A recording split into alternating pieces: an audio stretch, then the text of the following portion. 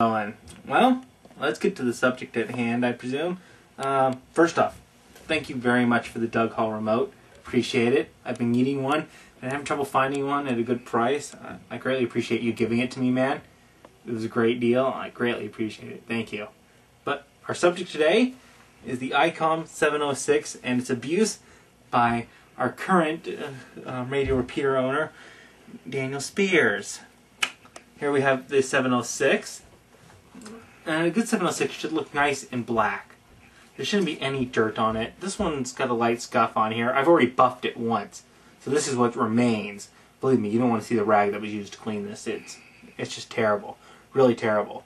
And still it's got dirt on it. It's pathetic. Back here, I'm not sure if you guys are going to be able to see this, but we do have some cobwebs in here. I believe you probably even have some eggs in there as well. Again, I'm not sure how easy it is for you guys to see this on the camera, but there are webs there, that's for sure. This whole thing's gunked up in the back. Honestly, I'm afraid to unplug a power cable in here.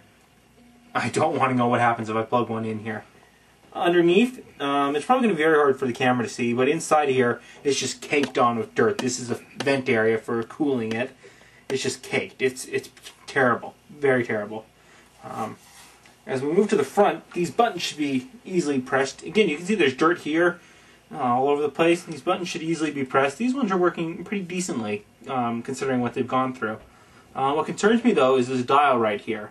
This is supposed to turn very freely, smoothly, and easily. I'm going to have to put a fair amount of force on here. It's supposed to be able to freewheel with just a finger. I'm supposed to be able to just freewheel it. Here, I'm having to put a fair amount of force. It should be able just to go real quickly, real lightly. It tells you that there's some serious abuse by this radio. I'm sorry, folks, for that interruption. Due to the dust content on this item, I had to sneeze, and believe me, you don't want to know what that looked like afterwards. It's about 10 minutes later now. Believe me, you do not want to know that outcome. In fact, YouTube probably won't even let us post it, so we had to cut it out of here. This radio, I mean, it has been used and abused. If he had an IC7000, maybe he could justify this. But this is his most sophisticated radio here. How can he justify abusing this thing? Come on! Somebody smack him!